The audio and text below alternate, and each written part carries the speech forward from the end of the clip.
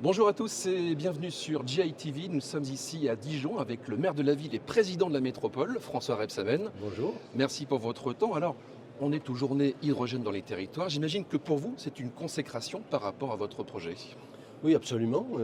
Nous avions candidaté pour organiser ces journées nationales de l'hydrogène. Et donc nous sommes très heureux d'accueillir ici les collectivités, les industriels, les chercheurs, tous ceux qui innovent pour porter cette filière d'avenir, l'hydrogène. Et nous avons l'occasion ainsi de montrer ce que nous faisons en tant que métropole, accompagnés avec les industriels, puisque, vous le savez, on ne peut pas travailler seul, il faut dans ces sujets porteurs d'avenir, d'innovation et de recherche, il faut avoir, j'allais dire, une co-construction avec les industriels, donc collectivités locales, en l'occurrence la métropole, la région aussi qui nous accompagne, et puis les industriels locaux ou nationaux.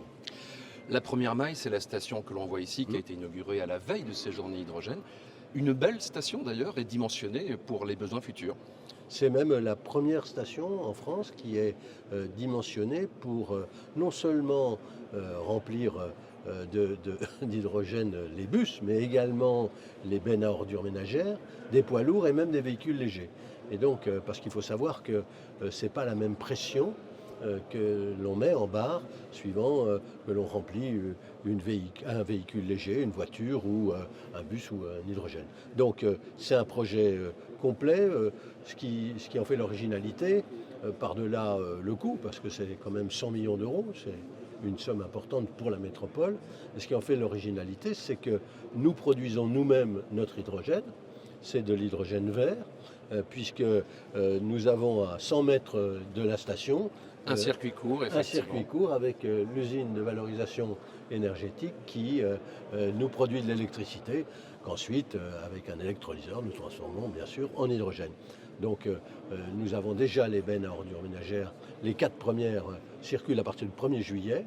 Et puis nous avons commandé à l'horizon de la fin de l'année 26 bus à hydrogène.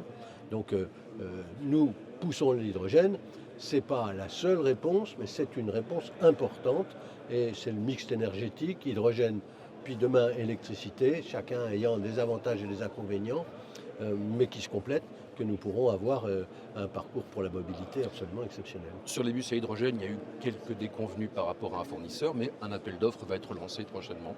Absolument, il y a eu, oui, il y a eu une faillite qui touche beaucoup de collectivités françaises qui s'étaient lancées dedans. D'ailleurs, Van Oel, pas uniquement sur l'hydrogène, était un fournisseur de bus depuis fort longtemps, connu, reconnu, estimé. Malheureusement, j'ai été voir le maire de Malines pour savoir, parce qu'elle était installée à Malines en Belgique, si on pouvait en faire quelque chose. Et donc on a pu ainsi, comment vous dire, on a pu ainsi avoir une réponse d'un repreneur, mais malheureusement, il ne reprend pas le réseau de bus, il ne prend pas la construction des bus. Ce que l'on peut dire, c'est qu'en tout cas, vous avez une approche globale par rapport aux énergies renouvelables. Oui, parce que nous sommes une ville résolument engagée sur des objectifs climatiques, énergétiques, de transition fortement au niveau européen. Nous faisons partie des villes neutres et intelligentes, des 100 villes, il y a 9 villes françaises, dont Dijon bien sûr. Et puis nous sommes tellement en avance sur ce domaine que l'Europe a lancé un nouveau programme qui s'appelle les villes pilotes. Il y a 30 villes en Europe et nous sommes avec Nantes, les 2 villes françaises engagées. J'étais dernièrement à Bruxelles pour justement présenter nos projets et je pense qu'avec Response, avec l'hydrogène, avec notre volonté aujourd'hui d'être en avance sur la lutte contre les rejets de gaz à effet de serre, on a une bonne position pour la santé aussi, on va le dire, de notre économie.